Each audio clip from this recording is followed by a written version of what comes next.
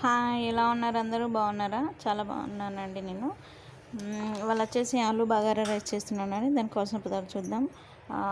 క్వాంటిటీతో 1 cup rice తీసుకున్నాను. నానబెట్టిన బఠానీలు, అలాగే మజ్జిగలోకి ఆనియన్స్ కట్ చేసి వేసానండి. దాని ప్రాసెస్ నెక్స్ట్ చూద్దాం.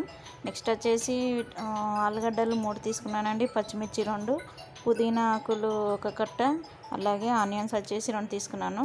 5 రూపీస్ బగారా ప్యాకెట్ తీసుకున్నాను. నా దగ్గర ఆల్రెడీ ఉన్నాయి బగారా సామాన్లు, కాకపోతే ఆకులు లేవని అది తీసుకోవడం జరిగింది. దానికి తయారీకి కావాల్సిన విధానం చూద్దాం ఒకసారి. First oil పోయాలండి.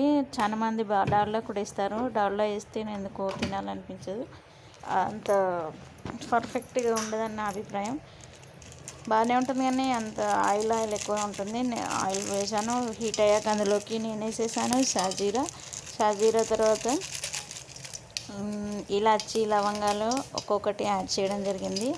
నెక్స్ట్ వచ్చేసి బగారా సామాన్లో పువ్వు, జాజిపత్రి ఇవన్నీ ఒక్కొక్కటిగా వేయడం జరిగింది. తర్వాత ఆకులు వేసానండి. ఇవన్నీ ఆయిల్లో వేయించుకోవాలి. అప్పుడే ఆలు రైస్ చాలా బాగుంటుంది. ఇది వచ్చేసి నా బగారా కిట్. చూసారు కదా, అందులో ఆల్ ఐటమ్స్ ఉంటాయి.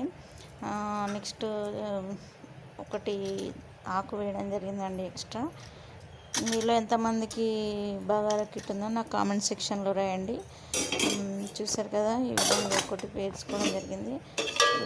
ఆల్మోస్ట్ వేగాయండి. ఇందులోకి మనం పచ్చిమిర్చి యాడ్ చేసాము. పచ్చిమిర్చి వేగాక కొద్దిగా అందులోకి ఆనియన్స్ యాడ్ చేశాను. ఆనియన్స్ కొద్దిగా వేగినాక అందులోకి మనం అల్లం యాడ్ చేసుకోవాలండి. 1 టేబుల్ స్పూన్ యాడ్ చేసుకున్నాను. క్వాంటిటీ కొంచెం తక్కువ పడింది.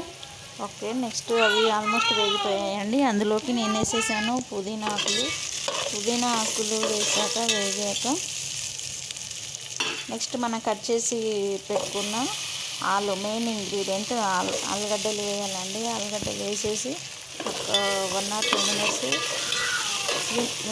సిమ్లో పెట్టేసుకొని ఉంచేసుకోవాలి.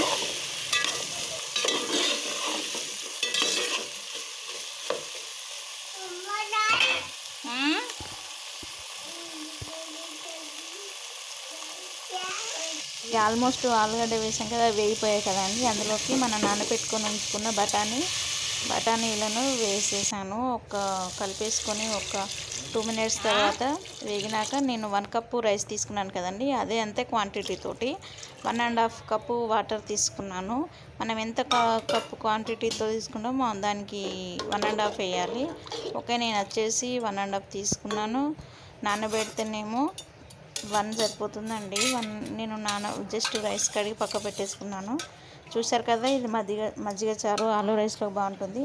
నేను ఇందులోకి పుదీనా ఆకులు, ఆనియన్స్ కట్ చేసి పెట్టాను. పెరుగులోకి కొంచెం మజ్జిగ యాడ్ చేసుకొని ఆనియన్స్, పుదీనా ఆకులు వేసేసి పక్క పెట్టేసుకున్నాను.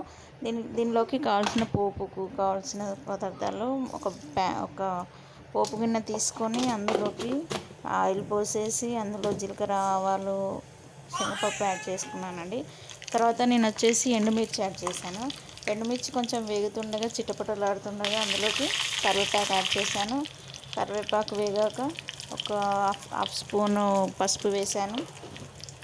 చూసారు కదా, ఇది కొద్దిగా వేగాక వాటిని తీసేసుకొని మజ్జిగలోకి యాడ్ చేసుకోవడమేనండి, అంతే సింపుల్. చూసారు కదా ఎంత కలర్ఫుల్గా ఉంది. నేను అంతకుముందే సాల్ట్ యాడ్ చేయడం జరిగింది. సో ఫ్రెండ్స్, మీలో ఎంతమంది ఇలా మజ్జిగ పులుసు చేసుకుంటారో నాకు కామెంట్ సెక్షన్లో చెప్పండి. చూసారు కదా, ఈ విధంగా. ఓకే, క్వాంటిటీ సరిపోకపోతే మళ్ళీ స్పూన్ యాడ్ చేశానండి. 1.5 స్పూన్ యాడ్ చేశాను సాల్ట్. చూసారు కదా, కలర్ఫుల్గా వచ్చేసింది. మీలో ఎంతమందికి ఆలు ఫ్రైడ్ రైస్, ఆలు బగారా రైస్, ఆలు బిర్యానీ అంటే ఇష్టమో నాకు కామెంట్ సెక్షన్లో చెప్పండి. మీకు కనుక నా వీడియోస్ నచ్చితే please subscribe my channel. Please like and share and subscribe. చూసారు కదా, మనం 1.5 కప్పు వాటర్ పోసి పక్క పెట్టేసుకున్నాం కదా, అది వచ్చేసి బాయిల్ అవుతుందండి. అందులోకి నేను యాడ్ చేశాను 2.5 స్పూన్స్ సాల్ట్ యాడ్ చేశాను. అప్పుడే టేస్టీగా ఉంటుంది. మనం 1 కప్పు క్వాంటిటీతో రైస్ పక్క పెట్టుకున్నాం కదా, కడిగేసి దాన్ని ఇందులోకి యాడ్ చేసుకోవడమేనండి. చూసారు కదా ఫ్రెండ్స్, ఈ విధంగా రైస్ మొత్తం వేసేసి కలిపేసి పక్క పెట్టేసుకోవడమే. ఇది ఒక 5-10 మినిట్స్ లోపల ఆల్మోస్ట్ కుక్ అవుతుందండి. నేను మూత పెట్టేసి సిమ్లో పెట్టేసి తీసేసాను.